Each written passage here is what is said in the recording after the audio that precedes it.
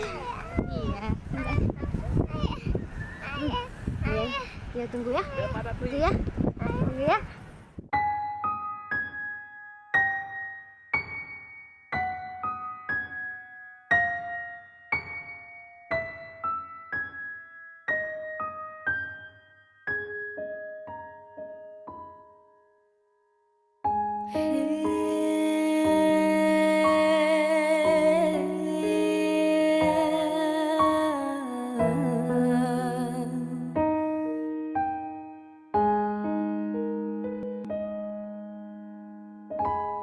Lon perate londa iti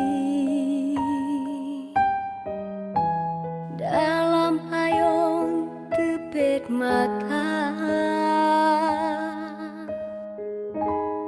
teka gempa uro minggu tsunami Tuhan beri mana dalam lembung kata lekan tsunami Tuhan beri mana anu kata wabak Tuhan mungkin aja awal kata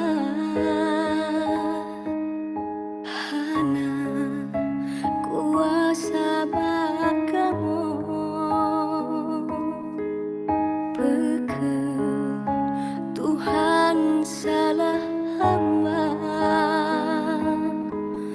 nepe ampun desya kamu bele balari wang tekan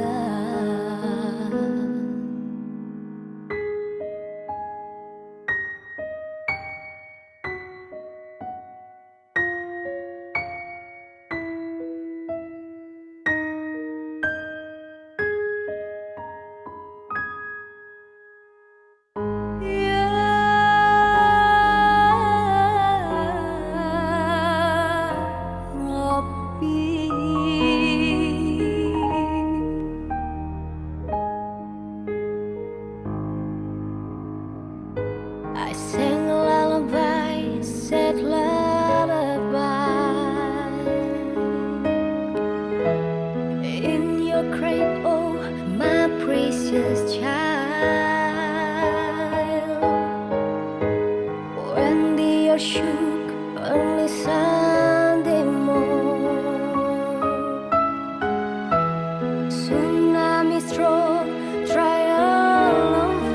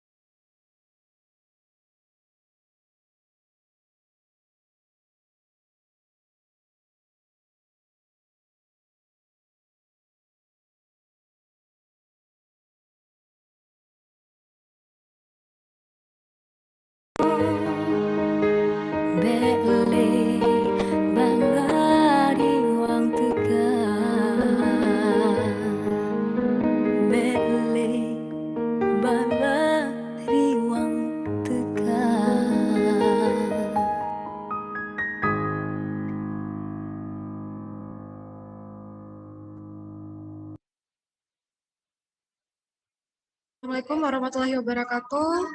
Selamat pagi semuanya. Salam sejahtera untuk kita semua pada pagi hari ini. Apa sudah masuk semua ini pesertanya?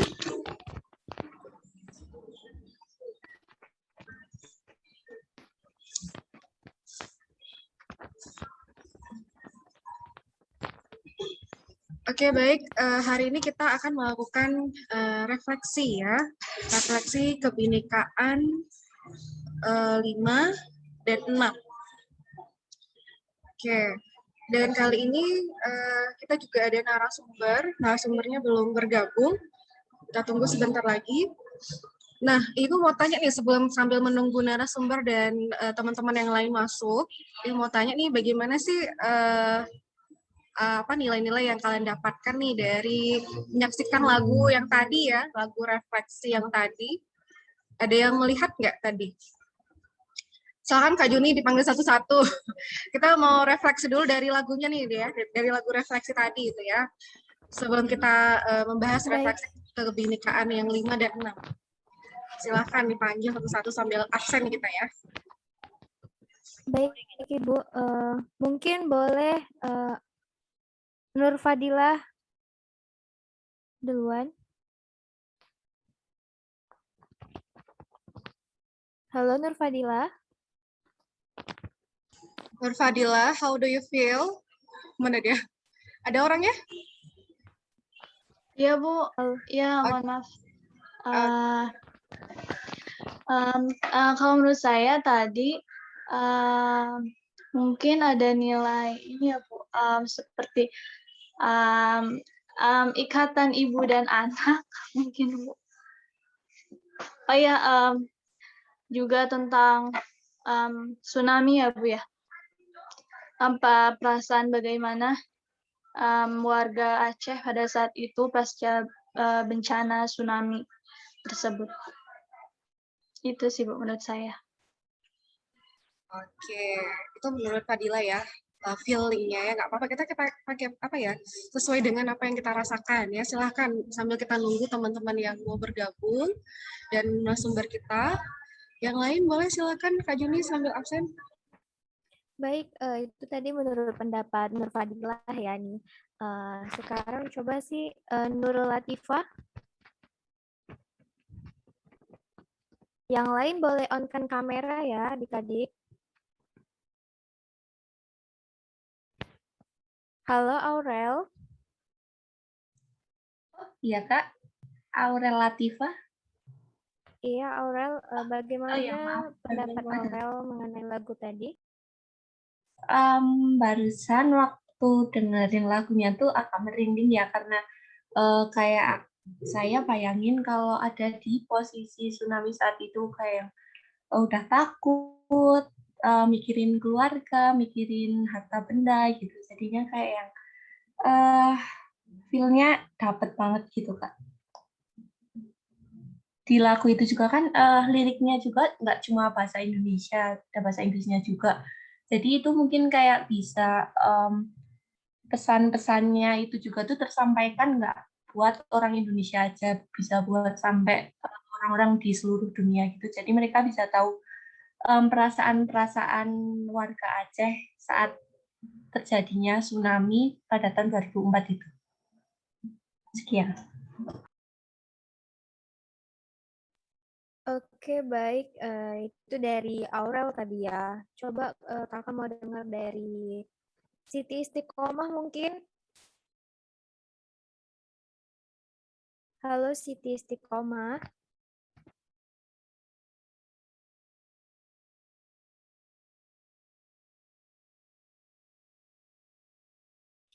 Siti Istiqomah ada orangnya.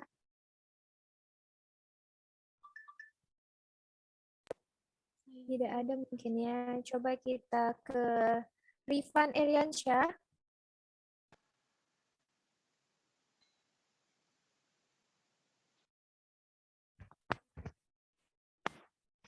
Kita coba ke Rifan Eriansyah. Hadir Kak. Iya. Bagaimana pendapatnya? Menurut saya nilai-nilai lagu dari Lale Saadah itu, lagu ini menceritakan tentang tragedi dari gempa dan tsunami yang terjadi di Aceh. Nama lagu ini juga sebagai bentuk edukasi kepada kita, terutama yang di Aceh yang mengalami musibah pada saat itu. Itu, Kak.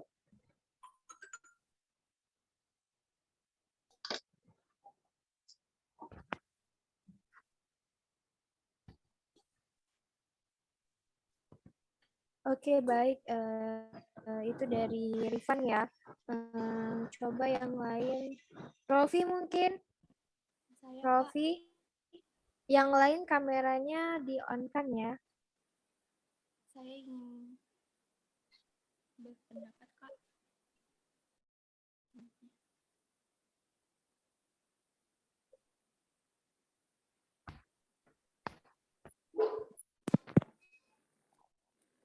Wah, Rofi-nya sepertinya udah hilang nih. Coba mungkin nih Faradiah. Iya, Halo, izin untuk menjawab. Kalau menurut aku mungkin nilainya lebih ke berserah diri ke Tuhan ya.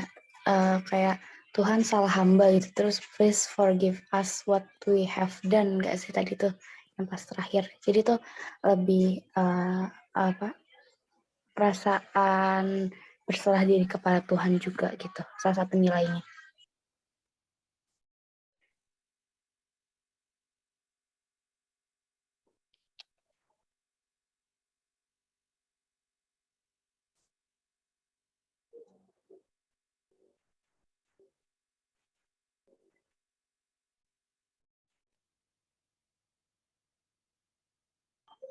Ada lagi yang lain?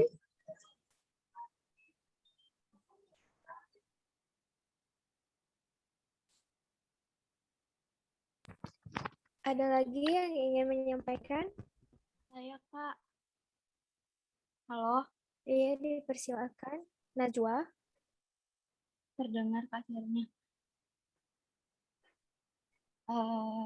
Kalau saya melihat video itu tentang ibu yang kehilangan anaknya kan mengingatkan kepada film Hafalan Sholat Delisa yang anaknya kehilangan ortunya sama kehilangan saudaranya.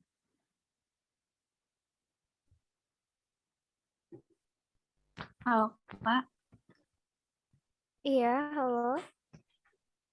Iya, jadi tentang kesabaran kita setelah tertimpa musibah.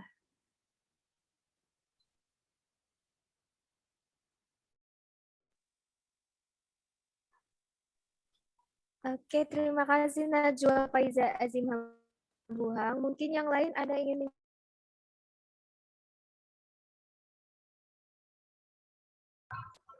Oke, baik. Seperti tidak ada lagi ya. Kalau begitu langsung saja nih, ada narasumber kita yang sudah bergabung di sini, Bapak Ade Irfan, satu praktisi pendidikan ya, yang akan membawa kita berdiskusi tentang kegiatan-kegiatan kebinekaan 5 dan 6 ya. Masih ingat kan kegiatan yang kemarin, kebinekaan 5 dan 6, minggu-minggu kemarin? Nah, kita akan berdiskusi, mungkin ada pertanyaan yang belum sempat kita bahas ya. Kita akan berdiskusi hari ini ya. Jadi mohon kita juga feedback kembali ya tentang kegiatan-kegiatan yang kemarin sudah dilakukan. Supaya apa? Supaya mahasiswa mendapatkan nilai ya, nilai-nilai yang sudah dilihat dan dialami ketika melakukan kegiatan kebinekaan 5 dan 6. Nah, selama kegiatan refleksi ini, mahasiswa diwajibkan, diharuskan ya, itu mengajukan pertanyaan, berdiskusi, menyampaikan perasaannya ya, menyampaikan pendapat ya, terkait dengan kegiatan yang sudah dilakukan. Baik, langsung saja saya persilahkan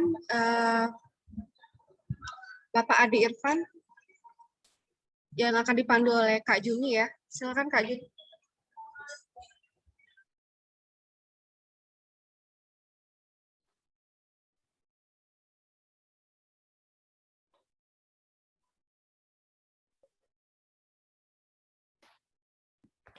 baik. Terima kasih Bu. Sebelumnya, Assalamualaikum warahmatullahi wabarakatuh. Selamat pagi mahasiswa seluruh Indonesia. Nah, kembali lagi kita dalam kegiatan refleksi yang ketiga, yaitu mengenai kegiatan kebinekaan 5 dan 6, di mana kebinekaan 5 yaitu berkunjung secara virtual ke Masjid Baitur Rahman, dan kegiatan yang keenam yaitu Museum Tsunami dan Makam Kirkov. Nah, yang saya hormati Ibu Safiana SPD MPD selaku dosen pembimbing modul Nusantara, dan yang saya hormati Bapak Ade Irfan SPD MPD selaku narasumber pada kegiatan refleksi 3 pada pagi hari ini. Langsung saja agar tidak memperpanjang waktu, saya persilakan kepada Bapak Ade Irfan untuk membimbing kegiatan refleksi 3 ini. Kepada Bapak Ade Irfan dipersilakan. Baik, bismillahirrahmanirrahim. Assalamualaikum warahmatullahi wabarakatuh. Salam sejahtera untuk kita semua. Selamat pagi semuanya, mahasiswa Nusantara seluruh Indonesia. Kabarnya bagaimana nih? Siti Maimunah, saya lihat nih kayaknya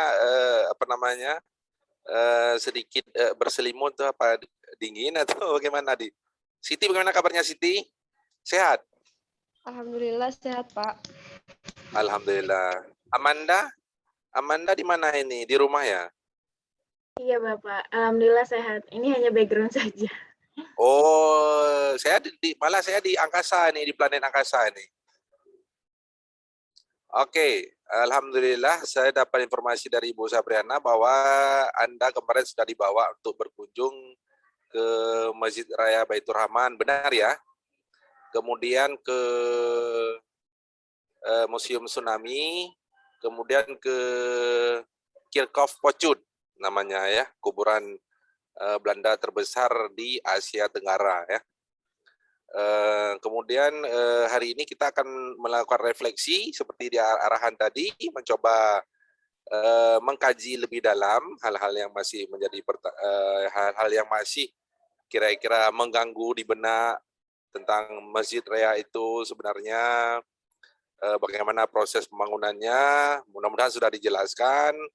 Saya juga akan mencoba menggali lagi dari Anda semua ini tentang Masjid Raya Baitur Rahman.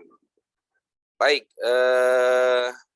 adik-adik mahasiswa semuanya, ini banyak yang belum berhadir ya. Minggu kemarin kayaknya banyak lagi, ini makin lama makin hilang, apa sudah punah ini? Harus tetap semangat ya belajarnya ya. Walaupun pandemi masih ada, tetap harus semangat. Rifan, semangat Rifan ya. Rifan di rumah ya? Iya. Ya. Rifan kemarin perasaan rambutnya nggak jingkrak begitu. Hari ini kalau udah mulai jingkrak nih. Kayaknya mau berubah menjadi keribu kayaknya itu ya. Minggu depan udah keribu ya. Rizky, sehat Rizky? Sehat, Pak. Alhamdulillah. Adia, Paramita dari Padang sehat? Sehat, Pak. Kalau saya dulu Jakarta, cuman mama saya orang Minang. Sehat, Pak. Alhamdulillah. Oh, ya, tapi di Jakarta ya. Kemudian Rose, Junika. Di sini Juni ya. Oh, Juni udah tahu kita sehat. Rofi, mana Rofi ini? Rofi Sifaur Rojabi. Rofi? Iya, Pak. Alhamdulillah sehat, Pak. Sehat ya. Baik. Oke, saya sudah cek secara acak ya. Siti, saya Siti ya. Siti Istiqomah ya. Halo Siti. Are you there? Siti.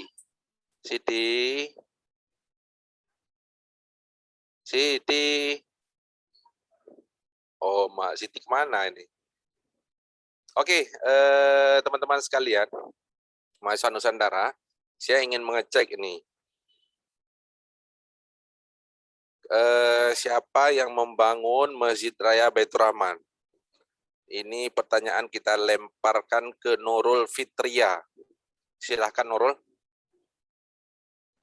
Iya Bapak, berdasarkan yang saya baca kemarin, ada dua versi yang mengatakan Ada dua versi mengenai sejarah dibangunnya Masjid Baitur Rahman. Yang pertama mengatakan bahwa masjid ini didirikan oleh Sultan Iskandar Muda pada tahun 1607 sampai 1636 Masehi, dan yang kedua dibangun oleh Aladin Mahmudsyah pada tahun 1292, Bapak.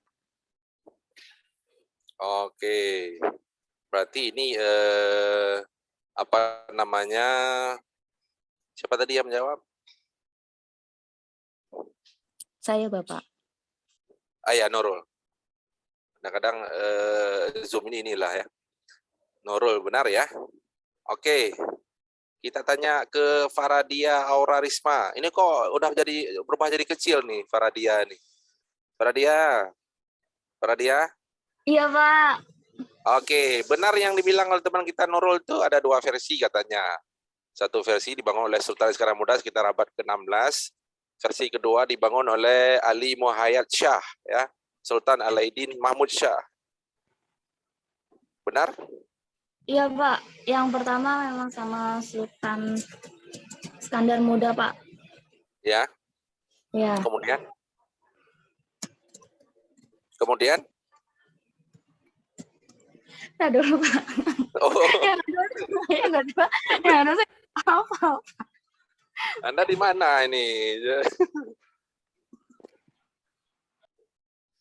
Halo? Halo? Halo? Halo? Ya, pertama dibangun oleh Sultan Alaidin Mahmud Shah. Sekitar abad ke-12 ya katanya ya. Halo? Iya, Pak. Maaf, tadi dipanggil, Pak. Siapa yang panggil nih? Saya yang panggil nih. Iya, tadi ayah manggil. Oh, iya. Oke.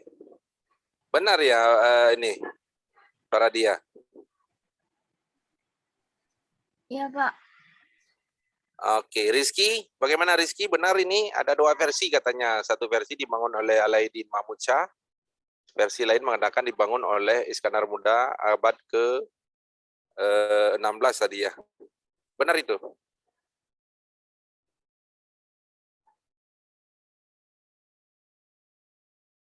Rizky mana nih Rizky?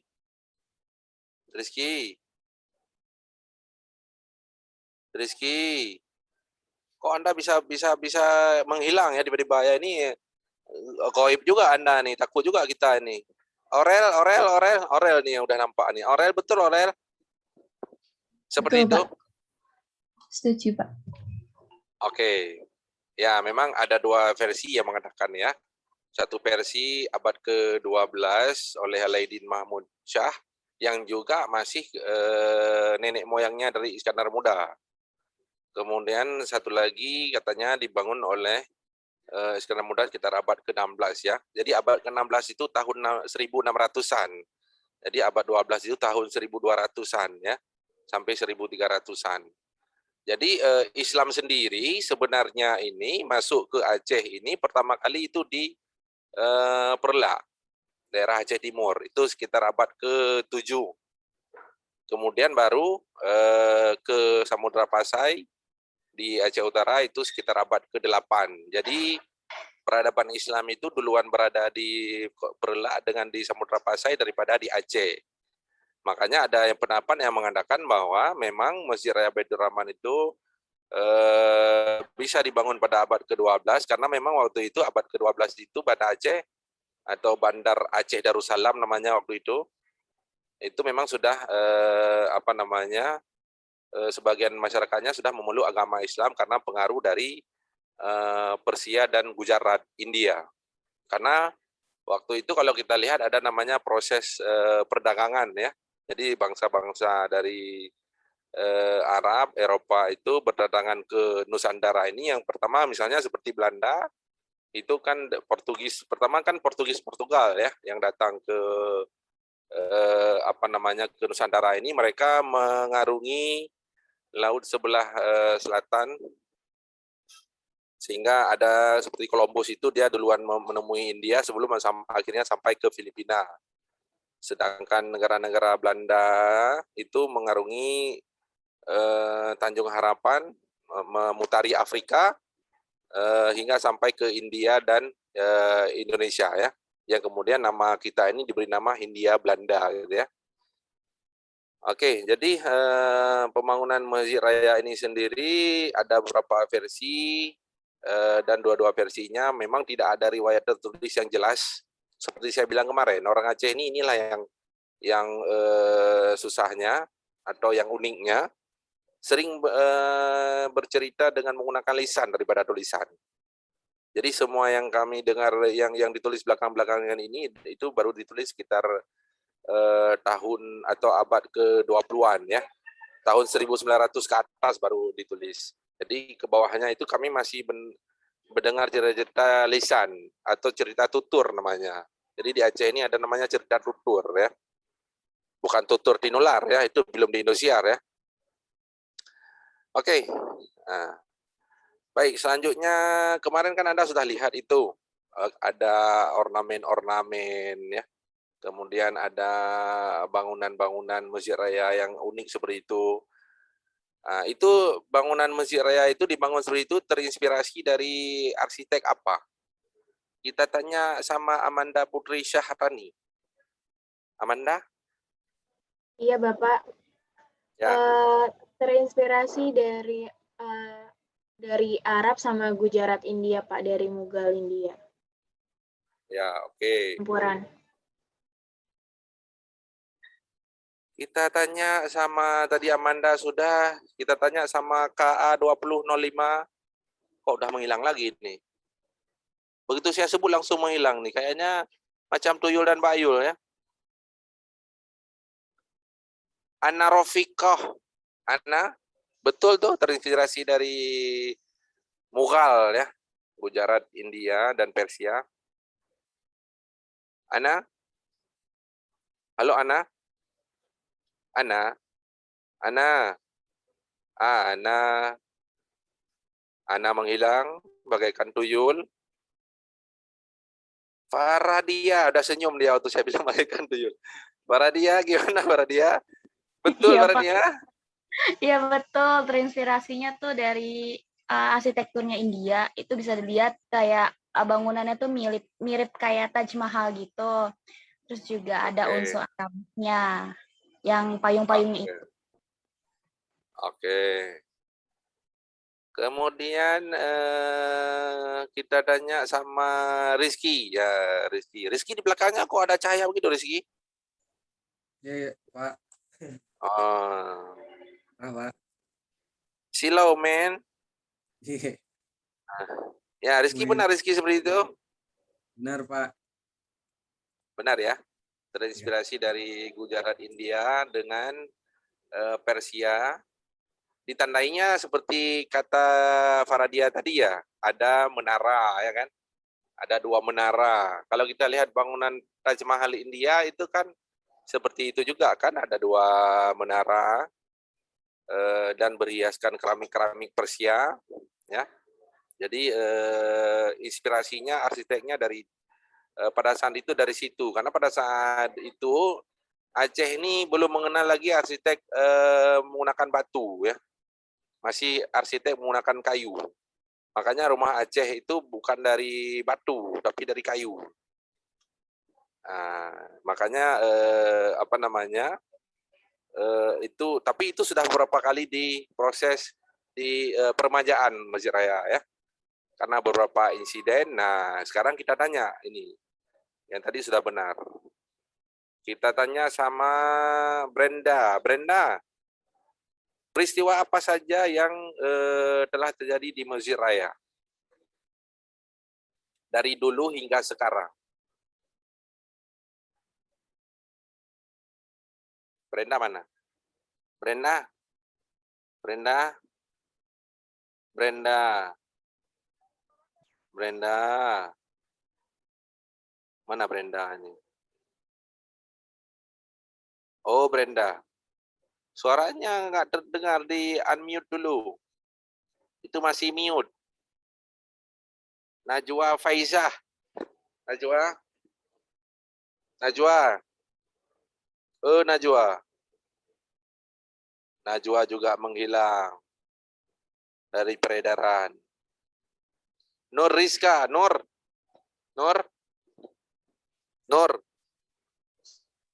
Silakan Nur. Peristiwa apa aja yang telah terjadi di Masjid Raya dari pertama dibangun sampai hari ini? Ayo Nur.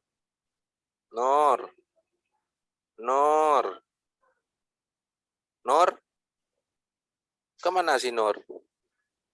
Nur Rizka Aprilia? Nggak terdengar suaranya. Rofi.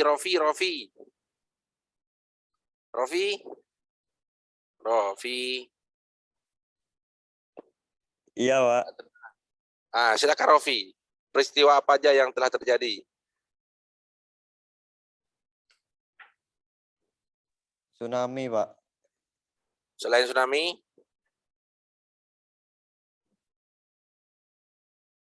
Tsunami tahun berapa?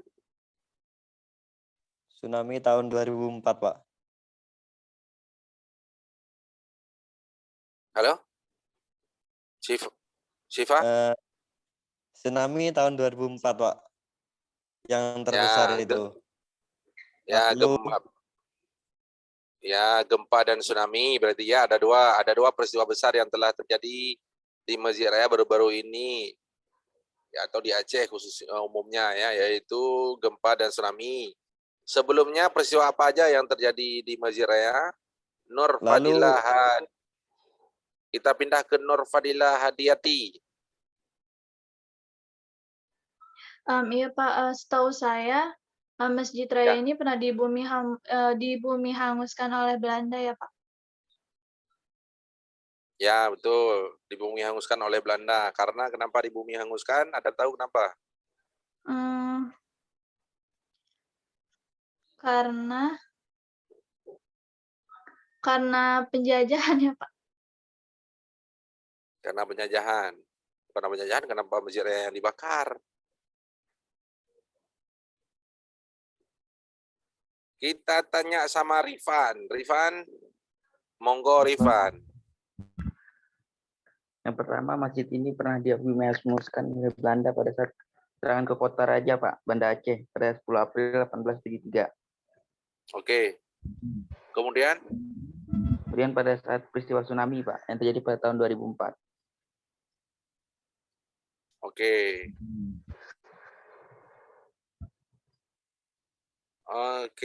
Benar itu tanya tadi yang jawab Rifan. Kita tanya sama Fatihatun Nikmah.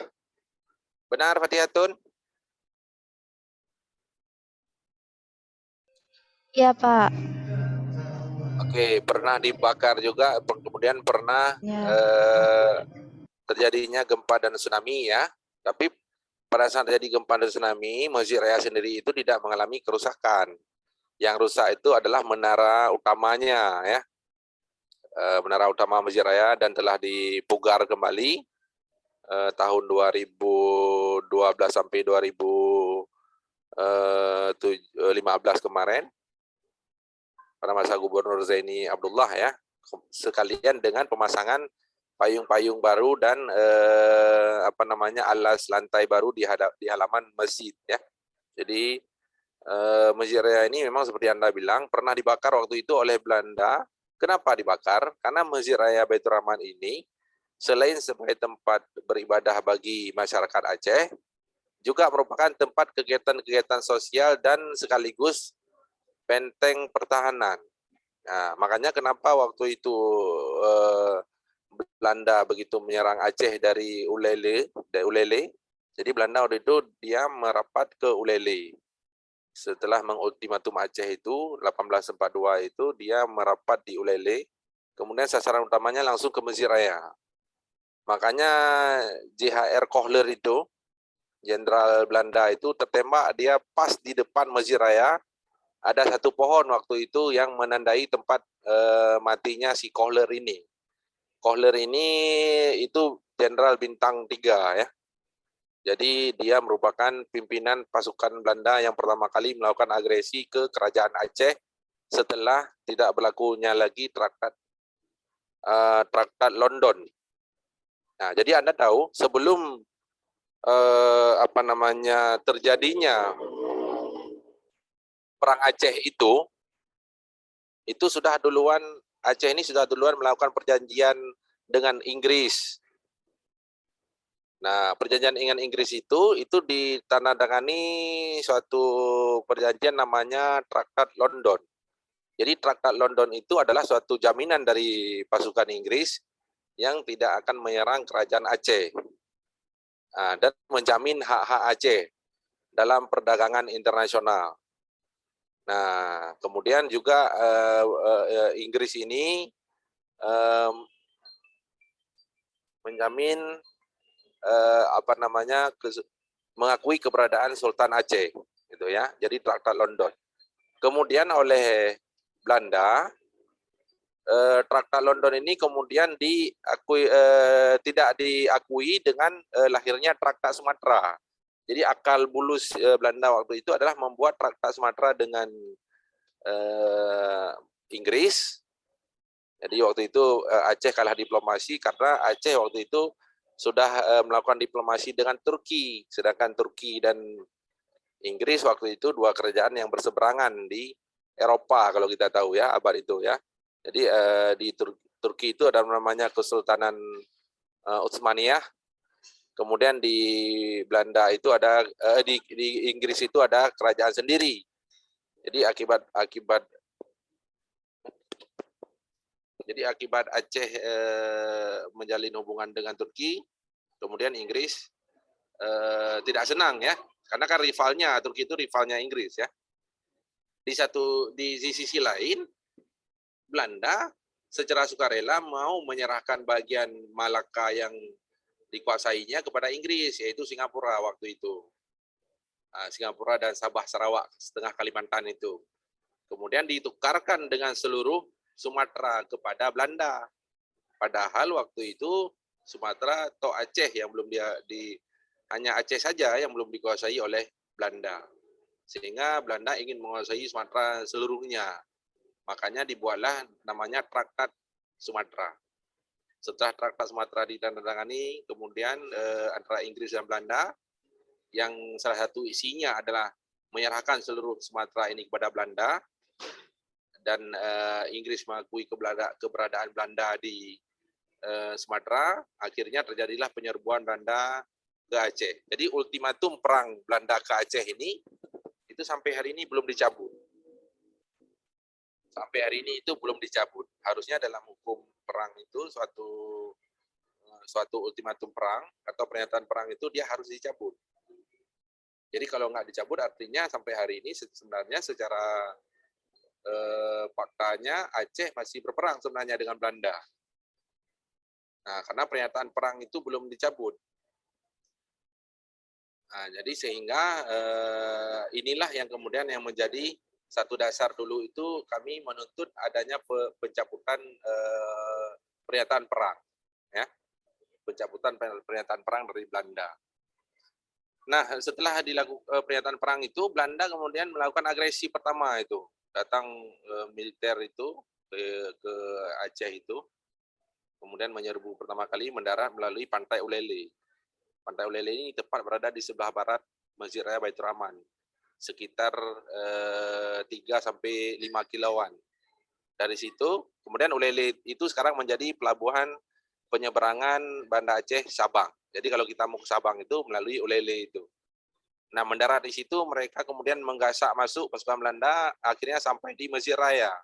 Begitu sampai di Mesir Raya, Belanda berharap sudah menguasai Aceh, karena sudah menguasai benteng pertahanan utama Aceh, yaitu Mesir Raya. Tetapi sampai di situ justru si Kohler ini ditembak oleh, ada sejarah mengatakan ditembak oleh Tunku Imam Lumbata, ya, Tunku Lumbata namanya.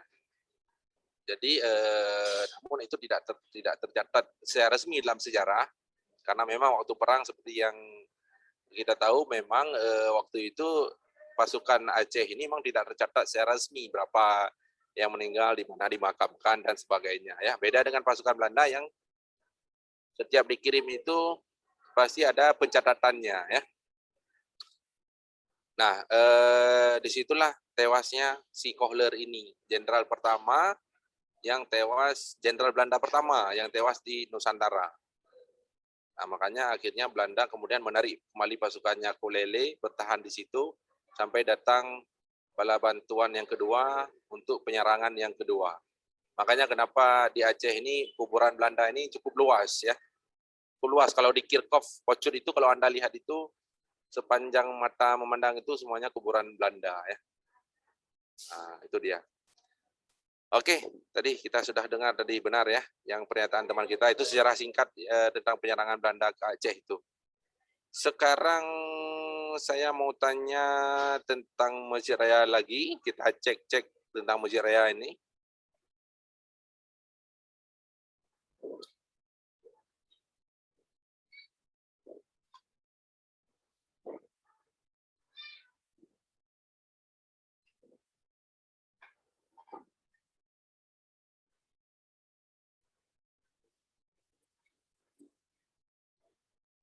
Sebentar.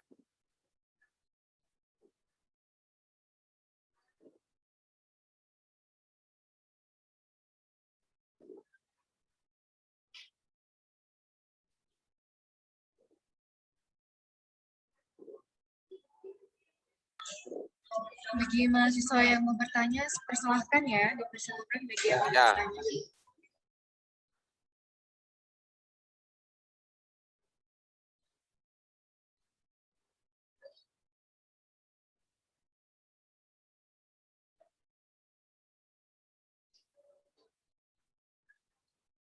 Baik, sekarang kita tanya sama Siti Maimunah. Apa makna Masjid Raya bagi masyarakat Aceh? Banyak Pak maknanya. Dulu itu pernah digunakan sebagai tempat seperti musyawarah oleh para ulama, kemudian juga digunakan sebagai tempat untuk melaksanakan pernikahan, kemudian digunakan sebagai rumah ibadah tentunya untuk masyarakat Aceh, kemudian digunakan sebagai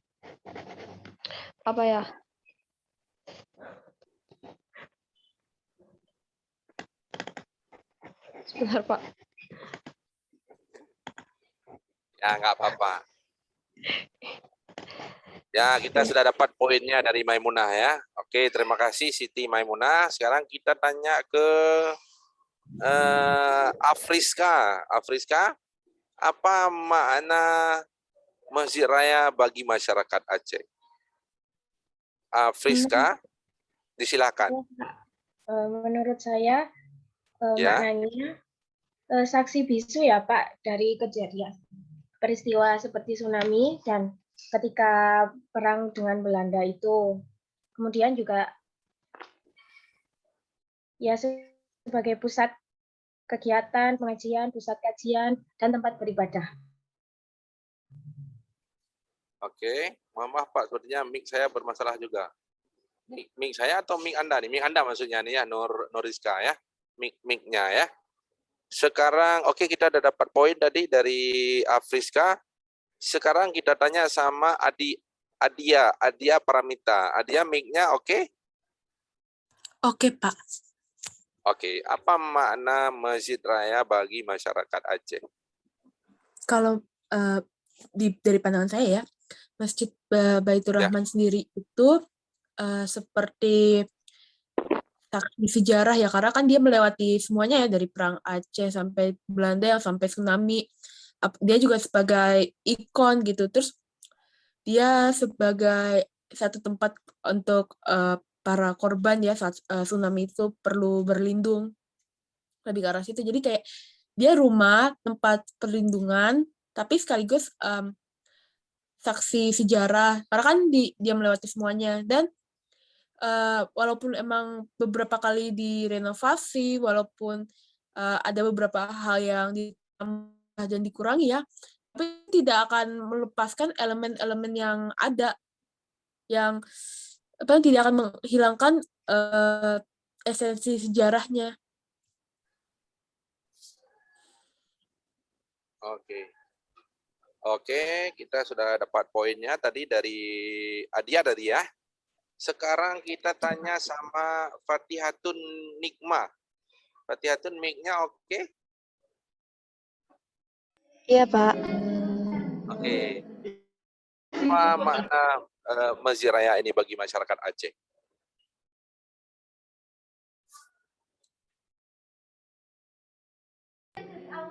Tidak jauh beda dari jawaban teman-teman sebelumnya ya, Pak.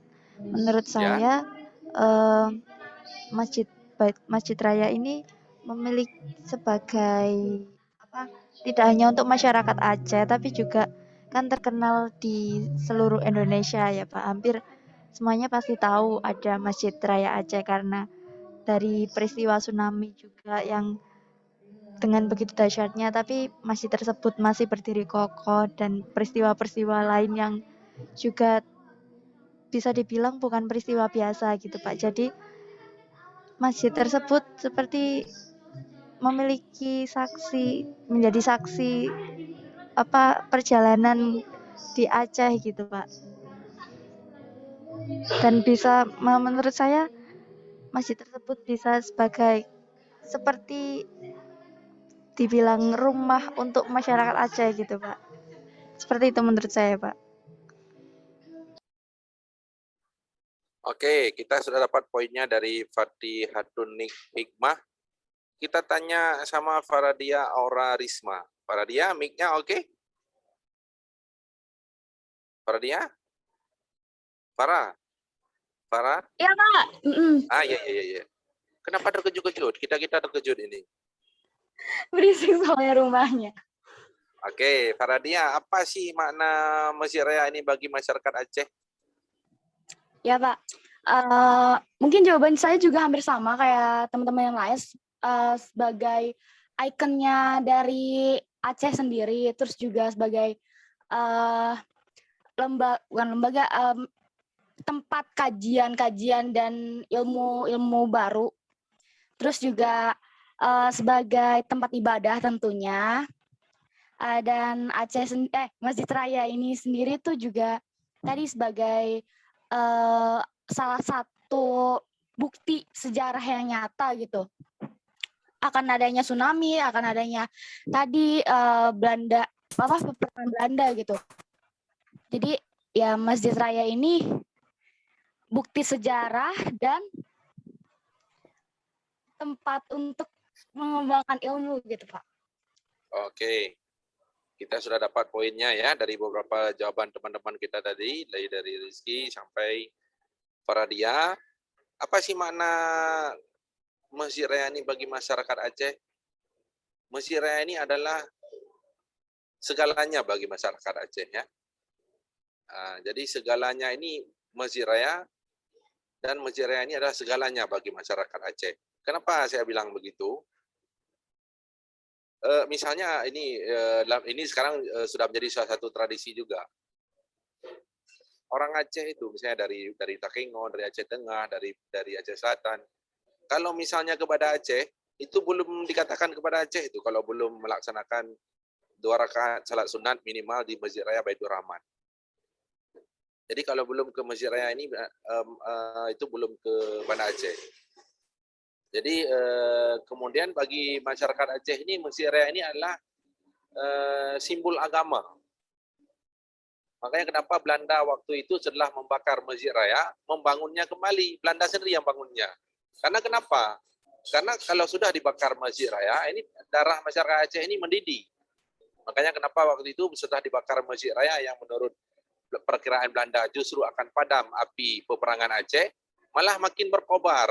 Maka seperti api yang ditambahkan minyak kapal, minyak pesawat mungkin tuh ditambahkan tuh. Apa nama minyak pesawat itu? Aftur ya. Jadi makin berkobar waktu itu. Jadi perang-perang yang dulunya itu masyarakat Aceh sempat akan merasa kehilangan semangat, dengan dibakarnya Masjid Raya tambah bersemangat. Tambah bersemangat. Yang bermodalkan rencong itu kalau kita lihat. Malah waktu itu kalau kita lihat Belanda sudah menggunakan senapan api. Masyarakat Aceh masih menggunakan rencong dan pedang ya.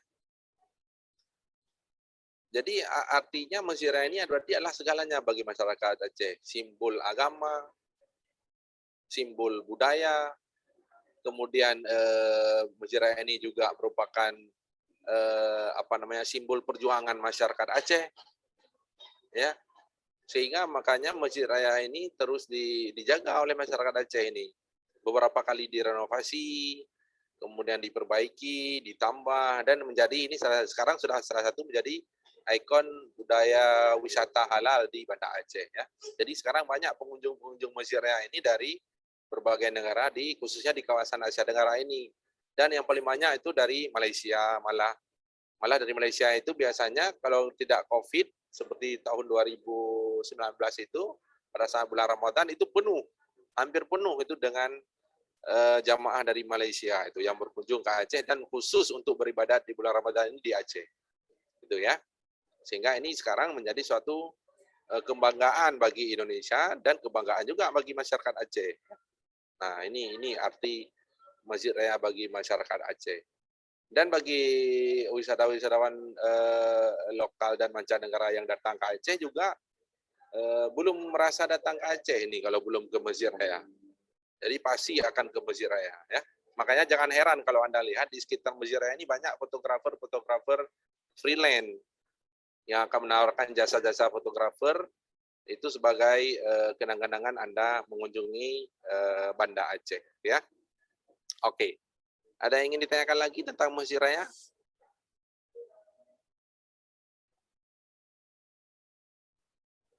Ada? Pak, mau nanya Pak. Saya bertanya. Silakan Faradia.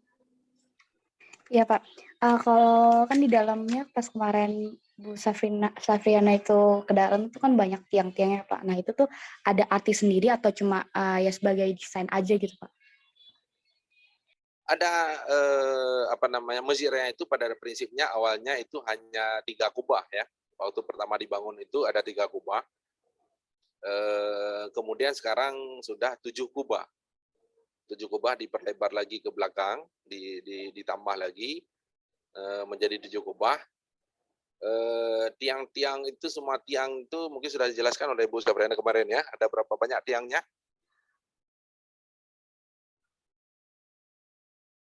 Maimunah? Siti Maimunah itu mulutnya udah bergerak-gerak mau jawab. Menurut penjelasannya kemarin itu jumlahnya 99 Pak, yang Ya, melambangkan Asmaul Husna. Ya, betul. Itu ada artinya memang, ya. Jadi masyarakat Aceh ini kalau membangun sesuatu itu selalu menisbahkan sesuatu itu kepada agama, ya. Karena kenapa? Seperti saya bilang kemarin itu, agama dengan adat istiadat di Aceh ini serupa, gimana kita bilang? Serupa tak sama. Seperti zat dan sifat. Ada istilahnya yang Bang Imam kemarin bilang, ya. Bagaikan zat dan sifat. Jadi dia kalau kita bilang itu, kalau kita maknakan dengan benda itu bagaikan api dan panas, itu nggak mungkin dipisahkan, ya. Jadi adat di Aceh ini sangat identik dengan agama. Ini adat atau agama, susah kali membedakannya, ya. Makanya sesuatu yang dibangun juga dengan misalnya proses pembangunan rumah itu ada adatnya. Adatnya itulah agama. Misalnya prosesi tepung tawar. Dalam prosesi tepung tawar itu, walaupun masih ada dipengaruhi oleh budaya Hindu, misalnya seperti menggunakan daun-daunan, ya, tapi sudah dihitbahkan oleh ulama Aceh itu dibolehkan. Karena kenapa dibolehkan? Itu dalam rangka bersyukur kepada Tuhan Yang Maha Esa selaku pencipta terhadap barang yang kita miliki. Jadi di dalam adat itu nanti akan diselingi dengan agama. Ada doa-doa nanti, misalnya di Aceh ini setiap orang yang membeli rumah baru, kendaraan baru, apa saja yang baru, itu selalu ada prosesi tepung tawar. Bahkan pengantin baru pun ada prosesi tepung tawar. Kalau Anda lihat video itu, coba Anda lihat. Ada prosesi tepung tawar. Pejabat-pejabat yang baru datang ke Aceh, misalnya baru pertama kali datang ke Aceh, itu pasti dilakukan prosesi tepung tawar. Kecuali pejabat yang sudah warawiri ke Aceh, itu nggak akan lagi di tepung tawar, ya, karena sudah lazim, dianggap sudah menjadi bagian dari Aceh. Jadi yang pertama sekali datang ke Aceh itu pasti dilakukan prosesi tepung tawar. Itu merupakan bentuk penghormatan sekaligus bentuk rasa syukur masyarakat Aceh terhadap setiap orang yang datang ke Aceh seperti itu. Dan apalagi sekarang di Aceh ini kan karena kekhususannya ada namanya Majelis Adat Aceh di bawah lembaga Wali Nagara Aceh, gitu ya, Wali Negara Aceh. Ya. Oke, ada lagi Faradia ya sudah terjawab tadi ya. Ada lagi yang ingin ditanyakan tentang Masjid Raya? Maaf Pak, izin bertanya. Aurel, ya silakan Aurel. Kan arsitektur dari Masjid Raya Aceh sendiri kan bukan orang Aceh atau orang Indonesia. Terus juga desainnya itu merupakan desain-desain serapan dari negara-negara lain. Dan Masjid Raya Aceh juga kan sempat terjadi penolakan, rakyat Aceh sempat menolak adanya Masjid Raya Aceh karena bangunannya yang tidak sesuai dengan bangunan-bangunan masjid pada saat itu. Nah, saya penasaran bagaimana rakyat Aceh akhirnya itu menerima bangunan Masjid Raya Aceh, begitu Pak. Oke, baik. Pertanyaan yang menarik ini dari Aurel Latifah. Benar, setelah dibakar oleh Belanda itu, yang saya ceritakan tadi dengan tujuan agar memadamkan perlawanan masyarakat Aceh terhadap Belanda, justru kan terbalik ini. Akhirnya rupanya masyarakat Aceh justru makin berkobar api perlawanannya. Sehingga Belanda waktu itu memutuskan untuk membangun kembali Masjid Raya Baitur Rahman yang desainnya itu tetap menggunakan desain lama itu sebenarnya. Masih menggunakan desain lama, hanya saja sekarang kenapa masyarakat Aceh waktu itu menolak? Karena yang bangunnya Belanda. Nah, di Aceh sendiri waktu itu, hampir semua yang dibangun oleh orang, maaf ini bahasanya ini orang kafir katanya, atau orang Belanda itu tidak mau digunakan. Tidak mau digunakan dengan takut itu tidak zat dan sifat bendanya itu tidak sesuai dengan syariat Islam. Sehingga waktu itu memang sempat terjadi penolakan awalnya itu masyarakat Aceh tidak mau melakukan prosesi ibadah di situ karena memang yang bangunnya Belanda.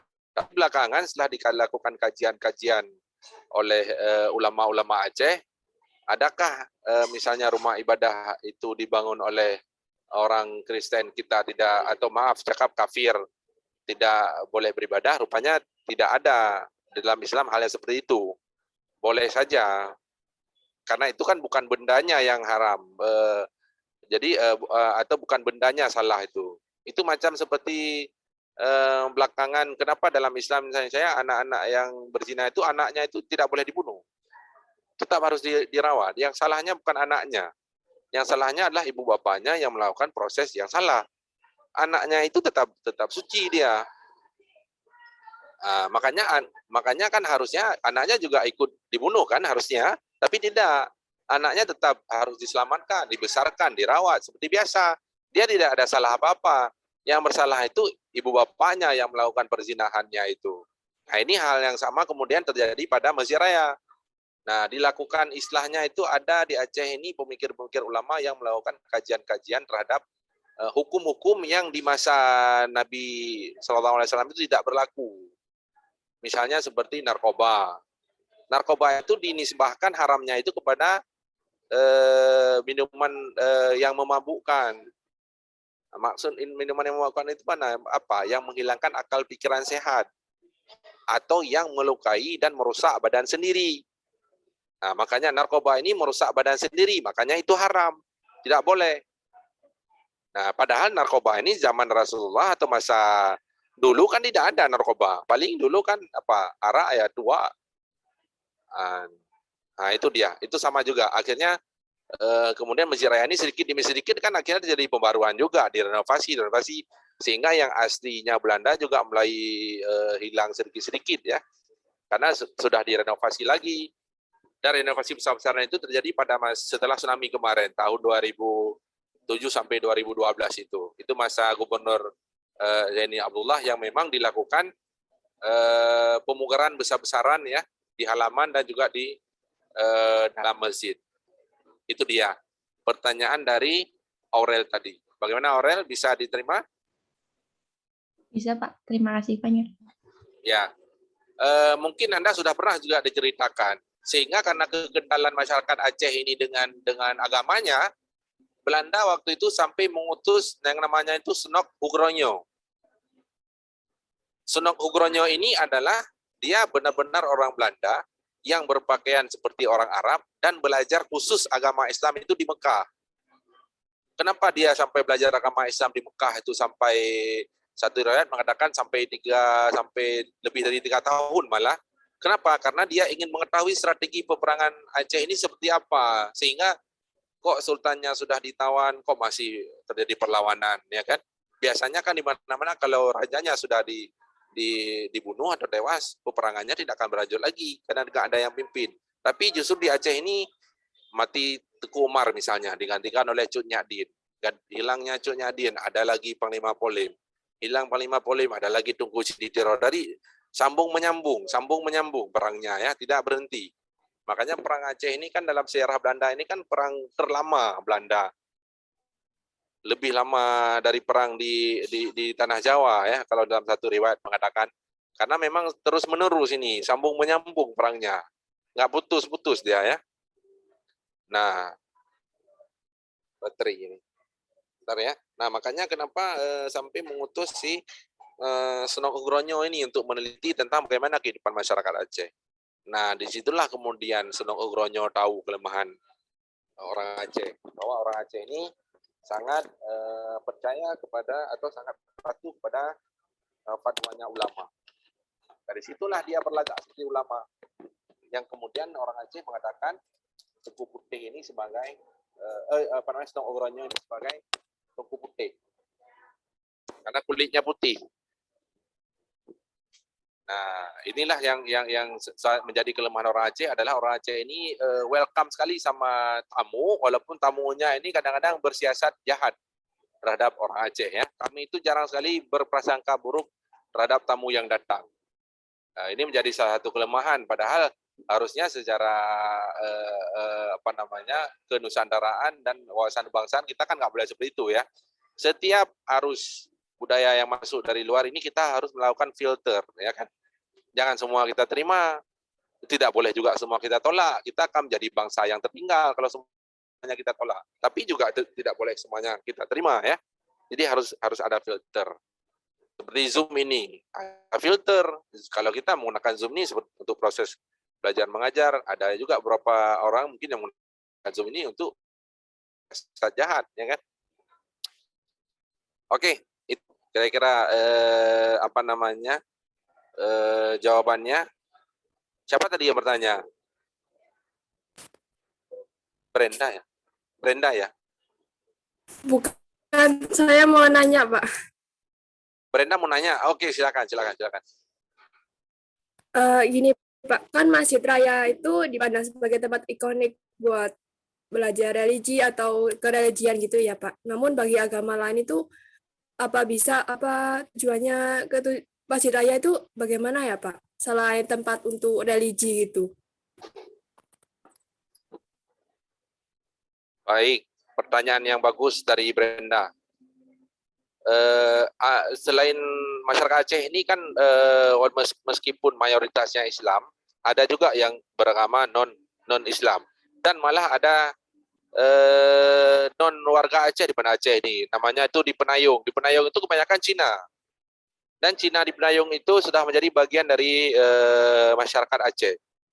Jadi selain untuk masyarakat Masjid Raya ini terbuka untuk siapa saja. Yang non Muslim misalnya mau berkunjung ke Masjid Raya silakan. Kemudian karena kami melakukan syariat Islam, pakaian-pakaian yang sesuai syariat Islam itu disediakan di Masjid Raya. Nah, kemudian itu persis seperti kita berkunjung ke Candi Borobudur. Anda pernah berkunjung ke Candi Borobudur? Maimunah pernah? Siti Maimunah? Iya, Pak, pernah, Pak. Udah pernah berkunjung ke Candi Borobudur?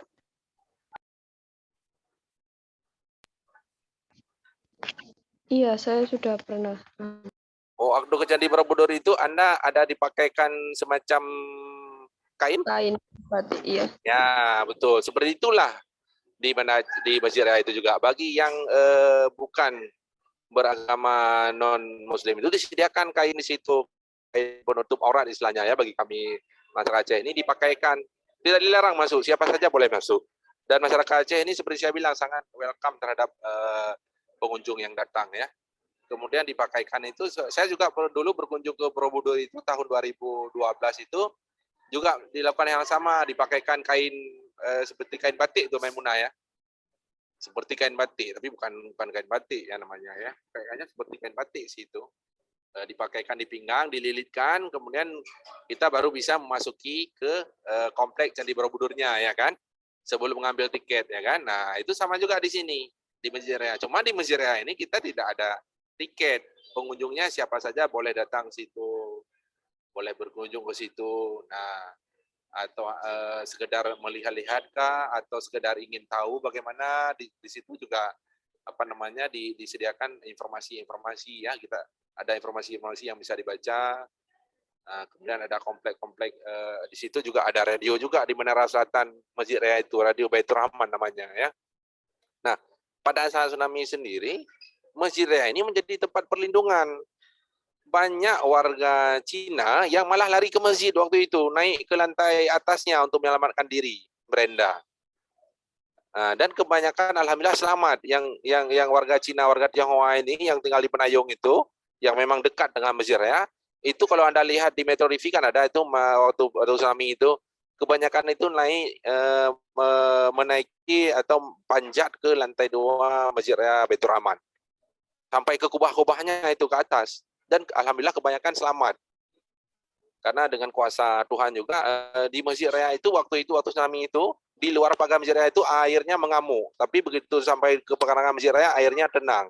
Mengalir seperti lewat saja seperti itu. Nah, sehingga kalau kita lihat kenapa bangunan di sekitar Masjid Raya itu hancur semua, tapi Masjid Raya-nya tidak hancur ya. Itu juga kuasa Tuhan ya, seperti lampu itu kalau lihat banyak di TV-TV itu disiarkan, masjidnya juga tinggal ya kan, selamat ya kan. Sedangkan kalau kita lihat di sekitarnya itu hancur semua, nggak ada berbekas sedikit pun. Kalau rumah tinggal lantai, kan Anda bisa bayangkan ya, rumahnya saja tinggal lantai. Bagaimana hal lain ya, seperti pohon kelapa misalnya dan sebagainya ya, orangnya nggak bisa kita bayangkan ya waktu itu. Nah,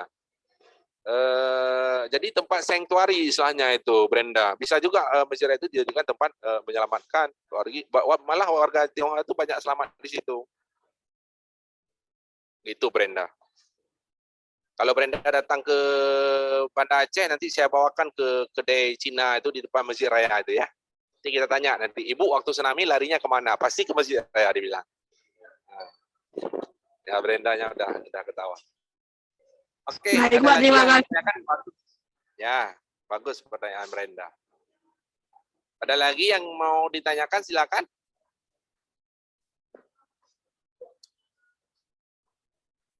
Tentang Masjid Raya, sebelum kita pindah ke Pocut Kirkov. Kirkov Pocut namanya ya, Kirkov Pocut ya. Ada? Saya izin bertanya, Bapak. Silakan. Mengenai arsitektur yang ada di Masjid Baitur Rahman ini ya, Pak. Yang bisa kita lihat itu yang Masya Allah ya, Pak, yang indah sekali. Nah, yang jadi pertanyaan itu, dalam pembangunannya itu melibatkan banyak arsitektur ternama nggak, Pak? Terima kasih, Pak. Ya, pada saat pertama kali dibangun oleh Belanda, ya arsitektur Belanda yang dilibatkan dulu ya kan. Kalau Anda pernah baca, setelah dibakar itu kan dibangun oleh arsitektur Belanda. Sebelumnya itu ya arsitektur dari Timur Tengah. Kalau pada masa Iskandar Muda itu kan karena ada kerjasama dengan Turki juga, ada pedagang-pedagang Gujarat juga yang selain berdagang, mereka juga rupanya punya skill-skill lain ya kan. Akhirnya yang membangunnya pertama sekali itulah arsitek-arsitek luar memang, seperti kata tadi. Kenapa arsitek Aceh nggak membangun? Karena waktu itu arsitek Aceh belum sampai ke pahat batu keramik itu belum. Masih pahat kayu. Nah, kalau setelah dipugar itu tahun 2006 itu 2007 2012 itu kebanyakan memang sudah melibatkan arsitek kita, arsitek Indonesia dan arsitek Aceh ya. Hanya desainnya saja mungkin itu sepersetujuan ulama-ulama Aceh di sini. Tetap kiblatnya tapi tetap ke Timur Tengah ya, tetap ke Timur Tengah menggunakan keramik-keramik. Yang keramik di depan itu didatangkan dari Italia itu. Keramik yang di depan Masjid Raya sekarang itu didatangkan dari Italia, granit namanya ya, yang punya tekstur dingin dan dingin memang, dingin sekali dia teksturnya, dingin dan enak kalau kita jalan tuh. Itu dari Italia kemarin didatangkan yang depan. Kalau yang dalam itu kebanyakan dari Persia, granit Persia. Sama juga karakteristiknya itu dingin. Gitu. Muhammad Rizky tadi ya bertanya ya.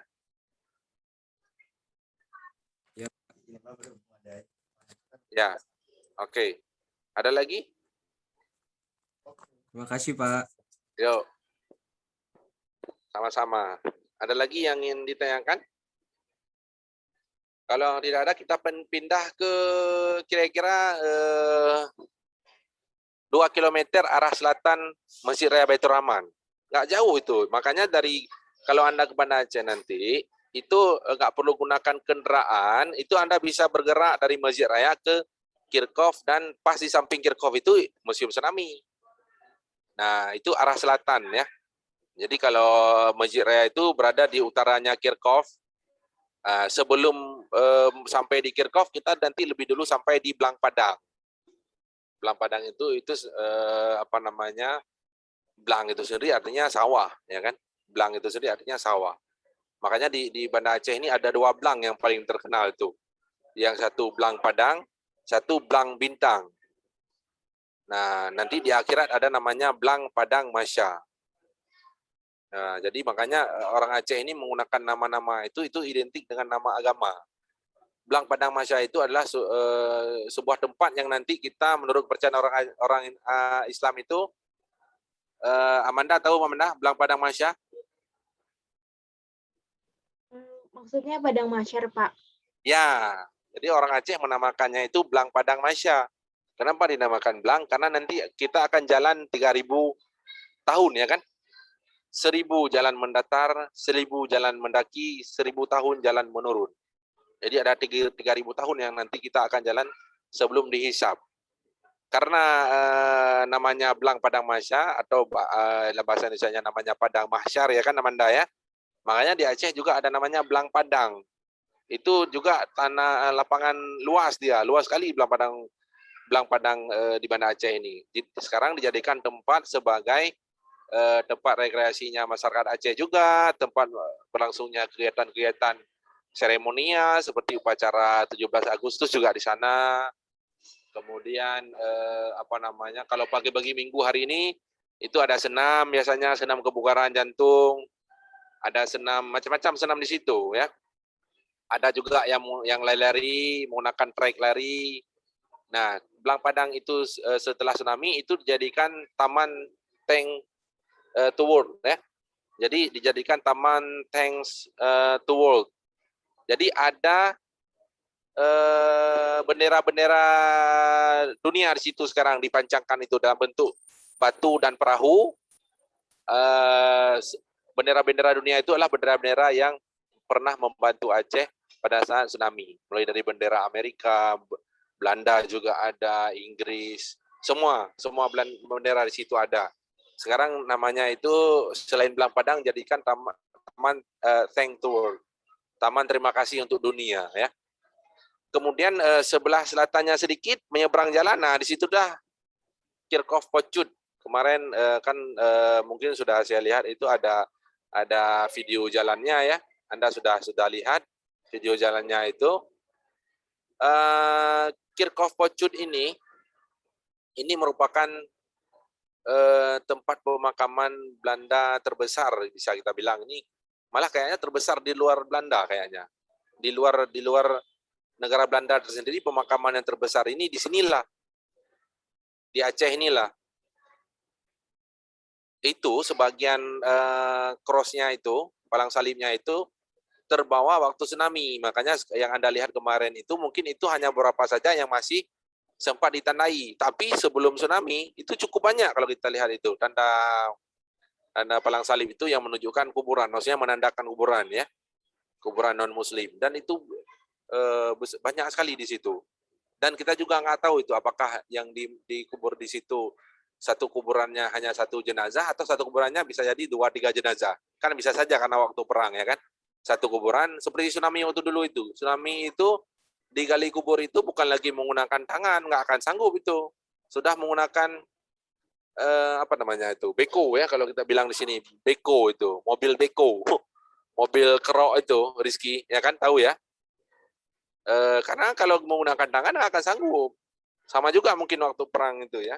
Satu kuburan bisa saja sampai 2-3 jenazah ya kan. Karena kan kalau perang itu kita bisa bayangkan ya kan. Nah, meskipun di situ apa namanya pemakaman tentara Belanda itu Kenil namanya ya. Banyak juga tentara-tentara yang dikuburkan di situ berasal dari pribumi. Yaitu dari yang paling terbanyak dari Ambon, dari Kepulauan Jawa juga. Kenapa kebanyakan dari Ambon, dari Pulau Jawa? Jadi begini ceritanya. Belanda pertama sekali waktu Kohler datang itu mereka bawa murni serdadu Belanda, murni serdadu Belanda. Tentara Belanda dengan orang Aceh ini sangat mudah dibedakan. Belanda itu udah pasti kulitnya itu putih-putih. Kalau orang Aceh ini kulitnya putihnya nggak putih kali, putih langsat paling ya kan. Kemudian kebanyakan memang agak kehitam-hitaman seperti kulit saya ini, kehitam-hitaman. Jadi karena mudah dibedakan, jadi masyarakat Aceh ini sangat mudah melakukan perang gerilya waktu itu. Jadi kalau Belanda datang sendiri itu pasti sudah dihabisi. Apalagi di utara Aceh ini kan susah terdeteksi waktu itu ya. Makanya Belanda waktu itu karena dengan tujuan untuk memenangkan perang Aceh menggunakan siasat pasukan dari pribumi. Jadi disewa pasukan pribumi dari Ambon, dari Manado. Makanya nama-nama di situ di Kirchhoff itu ada nama orang-orang Ambon itu. Banyak juga nama orang Ambon di situ kalau kita lihat. Yang di marmernya itu, di dindingnya itu banyak. Dan ada kode khusus memang itu, IF, EF. Kalau kita tanya sama yang jaga di situ, kalau kode IF itu artinya Inlander Forader namanya. Itu artinya pasukan pribumi, pasukan sewaan pribumi. Terus ada yang kodenya EF, European Forader. Jadi itu katanya itu yang sewaan dari Eropa. Kemudian yang tentara Belandanya asli itu yang memiliki pangkat, misalnya Lieutenant 2 di situ, Second Lieutenant, First Lieutenant. Nah itu tentara Belanda asli katanya, kata penjaga di situ ya. Jadi kebanyakan itu yang disemayamkan atau yang dikuburkan itu adalah tentara Kenil, ya kan, tentara yang dari perpaduan yang pasukan Eropa, pasukan Belanda dan pasukan yang datangkan dari Ambon dan Jawa. Jadi, kenapa didatangkan pasukan Ambon dan Jawa itu dalam rangka untuk sebagai yang pertama, supaya mudah menyamar. Karena kan suku Jawa dengan suku Aceh ini kan hampir mirip-mirip juga orangnya ya. Kemudian nama pasukannya itu adalah Marsose. Marsose itu adalah pasukan khusus yang dibentuk oleh Belanda untuk menyerbu kantung-kantung perlawanan rakyat Aceh. Semacam pasukan elit lah namanya. Nah, itu kebanyakan yang dikuburkan di situ adalah pasukan-pasukan Marsose-nya. Nah, oke ya. Nah, sekarang kita coba tanya ke siapa nih kita tanya nih. Fatihatun Nikmah. Mana Fatihatun Nikmah?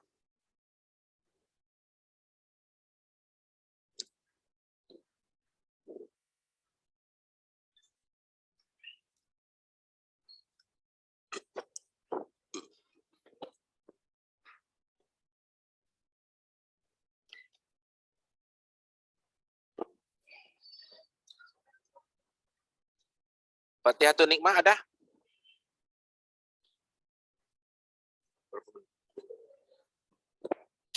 Berapa menit lagi? Sudah cukup. Fatihatun Nikmah ada? Iya, bagaimana Pak? Jadi di Kirkoh Pocut itu ada kemarin nama, saya lihat ada nama anak Sultan Iskandar Muda yang dikebumikan di situ atau dikubur di situ. Siapa namanya?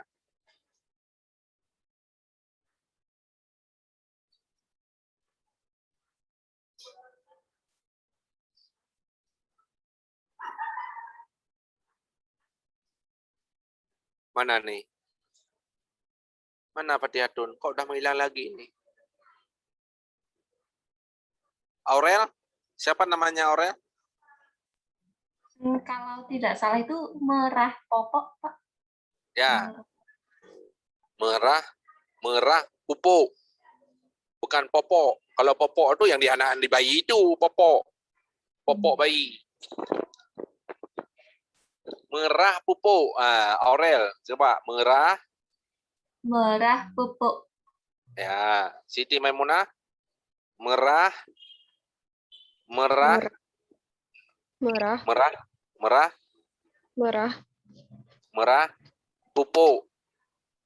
pupuk. Ya, oke, bagus. Merah pupuk. Nur Rizka Aprilia. Merah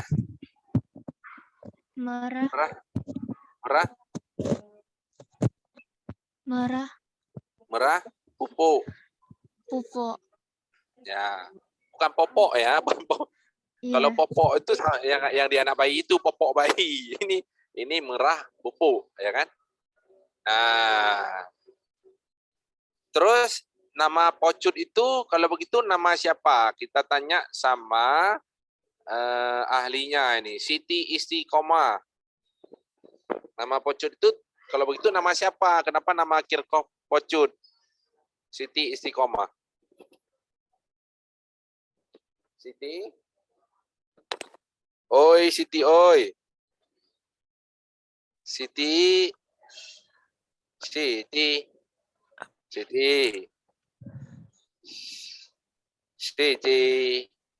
Siti menghilang dari radar. Najwa Faiza. Najwa? Iya, Pak.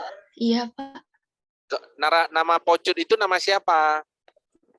Nama anaknya bukan. Nama kesayangan anaknya. Anaknya siapa? Sultan Iskandar Muda. Oke. Awang, benar Awang? Awang.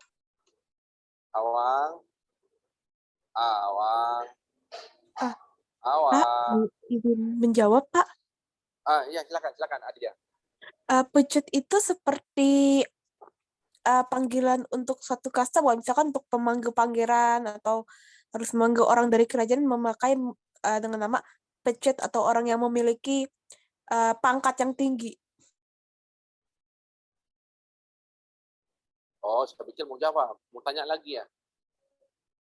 Kalau menurut saya menganggapnya seperti itu sih, karena saya lihat pecut itu ada di nama anak Sultan Iskandar Muda dan di makam-makam yang Belanda. Jadi saya beranggapan mungkin ini untuk orang memiliki yang kastanya tinggi. Oke. Jadi benar tuh jawaban tadi teman kita. Pocut itu nama sebenarnya Pocut, bukan pecut. Karena makam itu diberi nama oleh orang Belanda, makanya Kirkoh Pecut, ya kan? Karena orang Belanda kan susah menyebutkan Pocut itu, makanya Pecut, ya kan?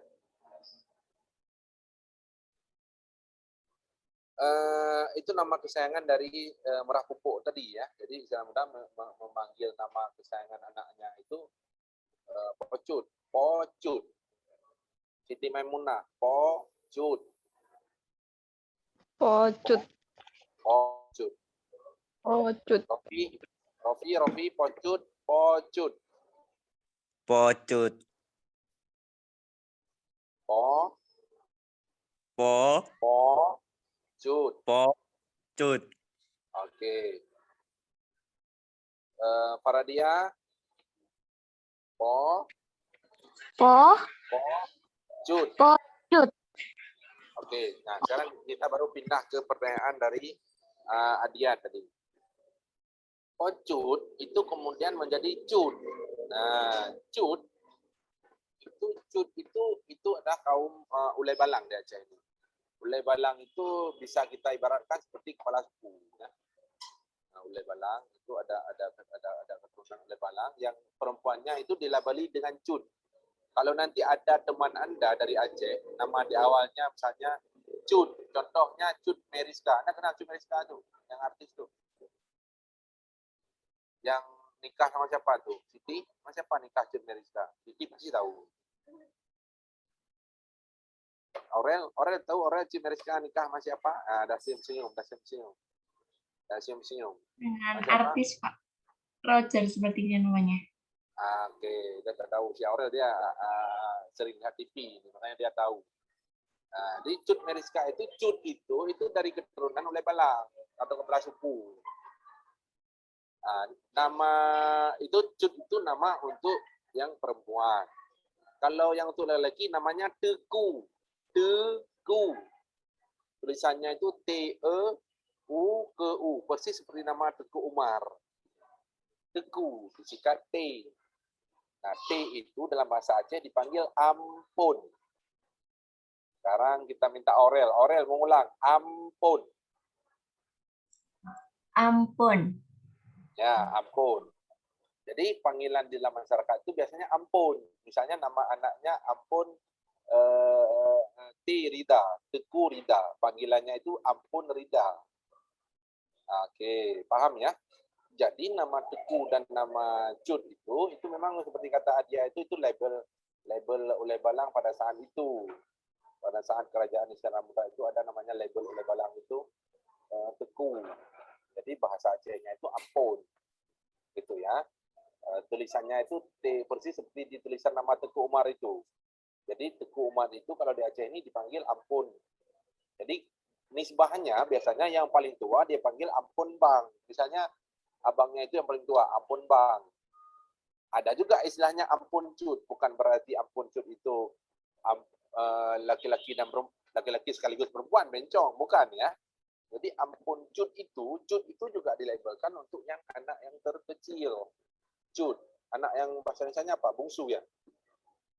Anak yang paling kecil apa? Bungsu? Ya, Maimunah ya, anak paling kecil. Anak bungsu ya. Jadi anak bungsu itu di Aceh ini disebut dengan cut. Jadi ampun cut itu artinya anak yang laki-laki yang paling muda di keluarga itu ya, itu untuk yang kaum ulai balangnya, gitu ya.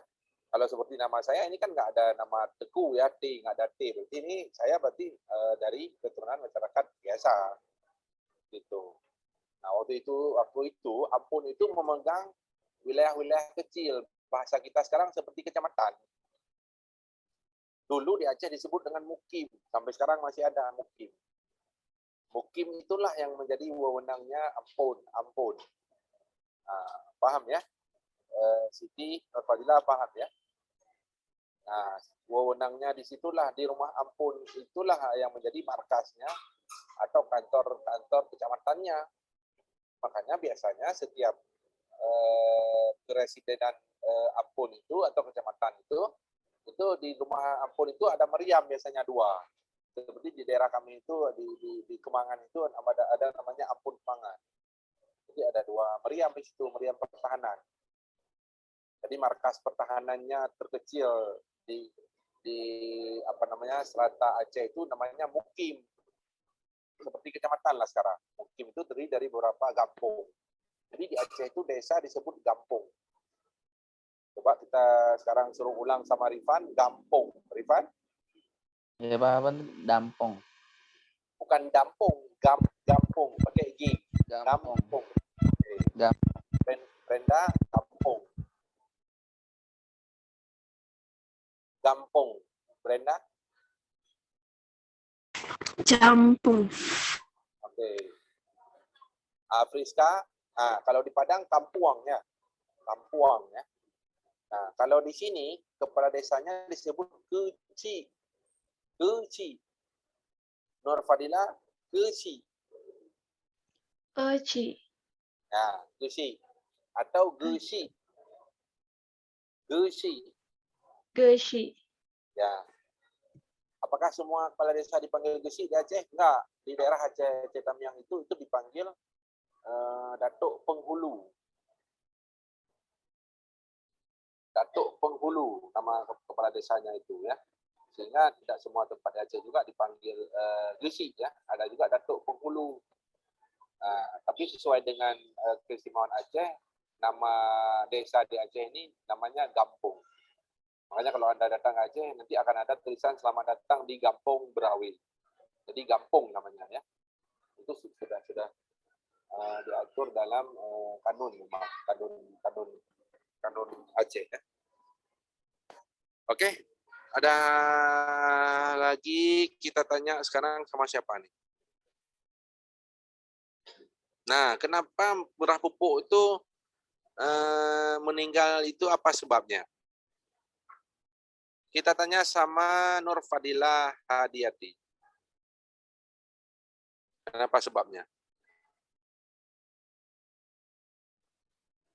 Kurang tahu, Pak. Kurang tahu ya.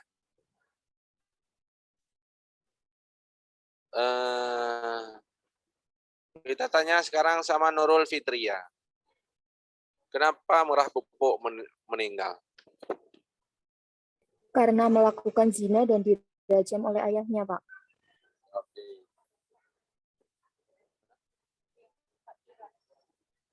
Oke. Nurul Fitria tadi ya. Kita tanya sama Syifa Rojabi. Benar Syifa gitu ceritanya? Iya Pak, bener Pak. Benar ya? Iya, beliau telah berzina Pak. Dan dihukum berat Pak.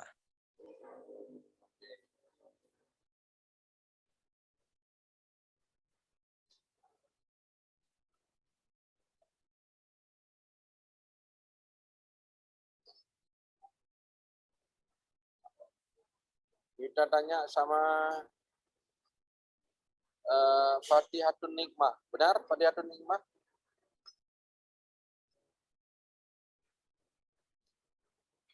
Yang meninggal karena dirajam setelah melakukan zina itu ya, Pak? Ya, betul Iya, ya. Pak. Oke, benar ya. Jadi Murah Pupuk ini dituduh telah melanggar syariat Islam waktu itu dengan melakukan perzinahan, sehingga secara mudah dia tidak membeda-bedakan ya, mau anaknya sendiri, mau anak orang lain. Kalau melanggar syariat Islam, melanggar hukum Islam, melanggar hukum harus disamaratakan. Jadi waktu itu hukum di Aceh ini sudah berdiri tegak ya. Jadi artinya gini, masyarakat di Aceh ini jangan macam-macam Anda. Anak raja aja dihukum, apalagi anak kita. Nah, dirajam, dihukum dengan cara dirajam.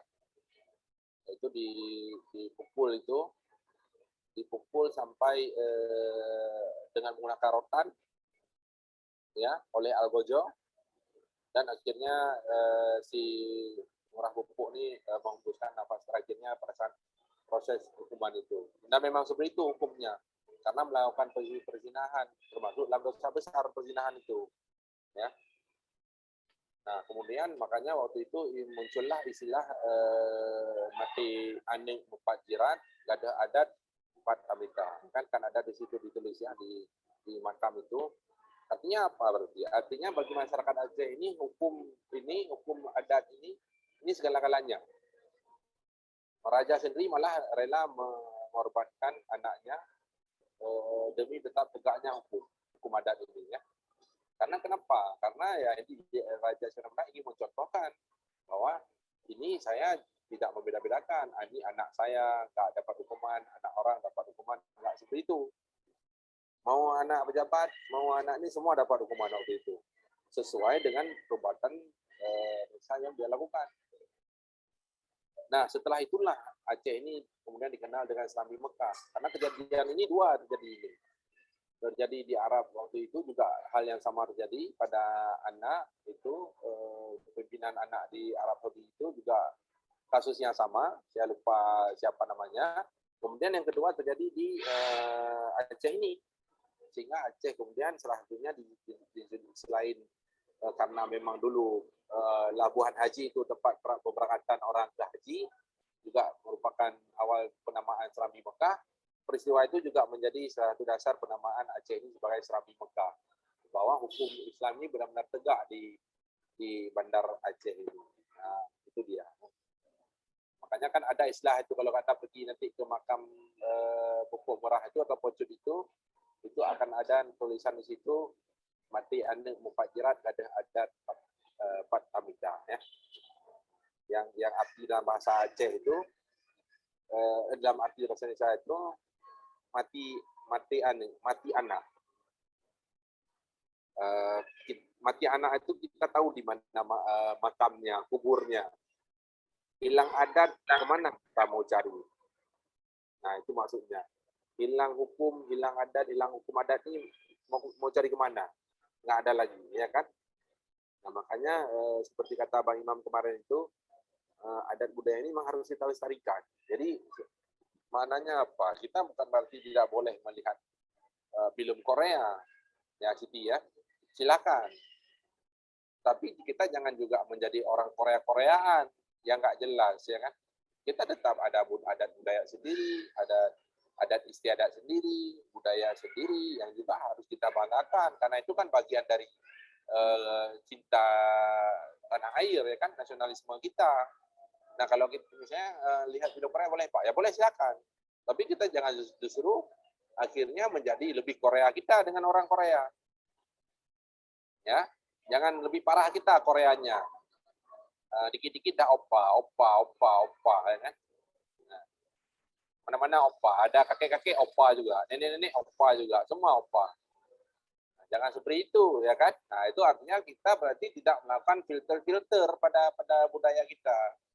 Sehingga budaya kita mati, budaya orang justru yang kita lestarikan. Nah, itu yang tidak boleh. Oh, masalah dibilang sama orang, kamu nggak gaul kok. Gaul itu artinya bukan kita, maksudnya harus ikut tren orang, nggak seperti itu ya. Jadi kita tetap menjaga dan melestarikan budaya sendiri. Apalagi budaya kita ini, budaya Nusantara ini kan macam-macam ya. Hari ini Anda lihat budaya Aceh. Mudah-mudahan nanti minggu depan dan minggu depan seterusnya, nanti Siti Maimunah ceritakan budaya di tempat Siti Maimunah seperti apa, sehingga kami juga tahu. Aurel juga ceritakan budaya di situ apa yang menjadi kebanggaan di tempat Aurel, masjidnya kah, ada gereja kah atau apa misalnya, di tempat Brenda juga ada candi kah atau apa, ya kan? Nah, sehingga sama-sama kita tahu misalnya, oh ini bahwa maknanya apa, bahwa kita ini beda-beda, tapi kan kita tetap sama ya, tetap satu ya. Oke, saya rasa cukup sampai di sini ya. Atau ada yang ingin ditanyakan? Alhamdulillah ini setelah saya cek dan cross check dalam refleksi 3 semua sudah paham. Kalau gedung tsunami itu nggak saya cross check lagi itu, karena itu kan memang baru dibuat ya, setelah tsunami dibuatnya itu 2017-2012 ya, tentang 2017-2012. Dibuatnya dengan tujuan supaya masyarakat Aceh dan masyarakat Indonesia itu mengenang dahsyatnya tsunami, dan kebanyakan artefak-artefak yang ada di dalamnya itu artefak-artefak peninggalan masa tsunami Aceh tahun 2004 silam ya. Oke, saya kira ada lagi yang ingin ditanyakan? Saya kembalikan ke Kak Junika Rose. Ya, silakan. Baik, terima kasih kepada Pak Ade Irfan sebagai narasumber pada hari ini. Nah, untuk adik-adik mahasiswa, masih semangat? Masih, Kak. Masih, Kak. Alhamdulillah masih semangat ya. Nah, jadi untuk adik-adik mahasiswa sekalian, ada lagi yang ingin ditanyakan terkait kebinekaan 5 dan 6.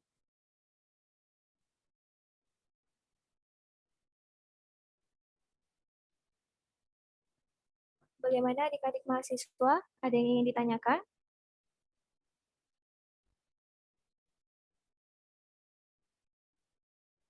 Oke, biasanya nih kalau udah diem ini berarti udah paham semua lah ya kan. Nah, baik, mungkin bagaimana Ibu Satriana? Oke, baik, terima kasih Kak Juni dan narasumber yang tadi luar biasa ya pemaparannya, bagus sekali oleh Pak Ade Irfan, terima kasih banyak. Mahasiswa semuanya, Ibu rasa nih kira-kira sudah mendapatkan ya makna dan nilai dari kunjungan kita kemarin ke Masjid Raya, Masjid Tsunami, dan ke tempat makan ya, Camp. Itu setiap apa yang sudah kita kunjungi itu tentu ada nilai dan maknanya. Dan Ibu harap kalian dapat menyerap ya nilai-nilai itu ya. Karena tidak ada kunjungan yang kita kemarin itu tidak ada yang sia-sia, sebenarnya itu sangat banyak sekali nilai budayanya ya. Dan tadi pesan Pak Adi tadi ada yang masih ingat nggak pesannya apa untuk mahasiswa ini, mahasiswa Nusantara? Mungkin ada salah satu yang mau menyampaikan. Ada? Ada. Kesan-kesannya mungkin silakan. Ada? Aurel? Apriska? Mungkin Timotius? untuk selalu mengingat tentang adat istiadat di Indonesia, Bu. Ya, benar sekali. Jadi ingat kita ini Indonesia, kita punya budaya, punya adat ya, harus kita lestarikan. Mulai dari diri kita sendiri dulu, santun ya, watak Indonesia itu seperti apa gitu ya, ramah gitu, santun,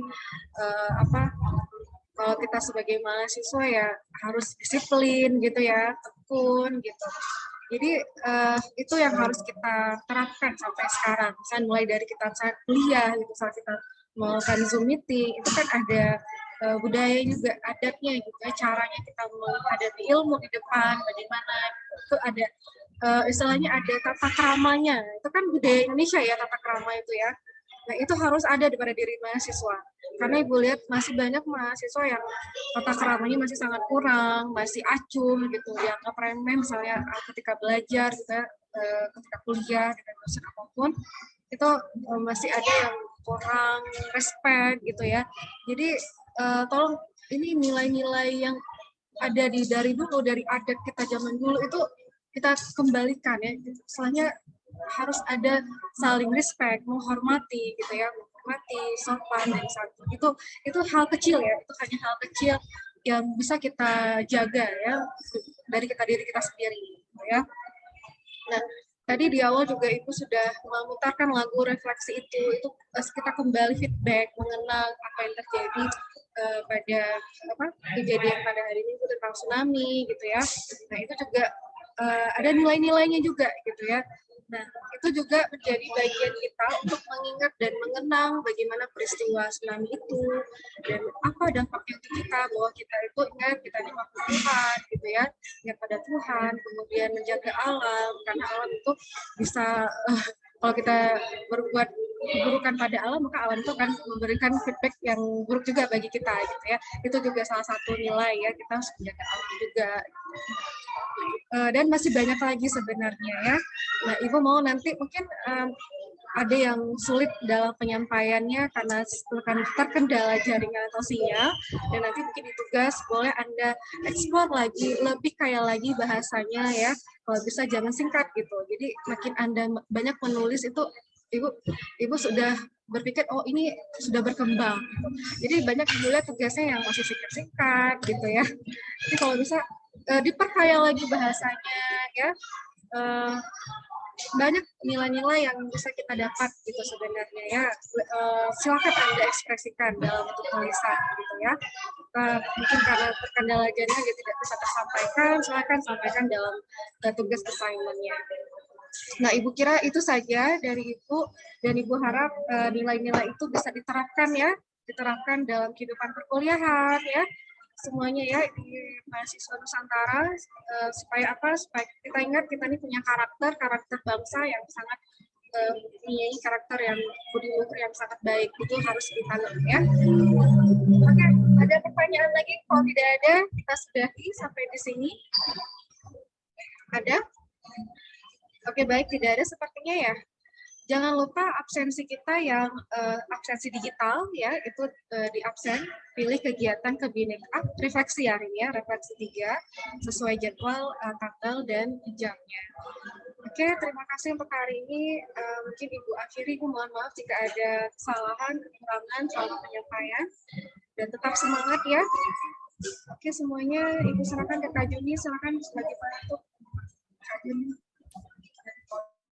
Baik, semoga dari nilai-nilai moral yang kita dapatkan dari kegiatan refleksi hari ini, semoga bisa diimplementasikan di dalam kehidupan kita sehari-hari.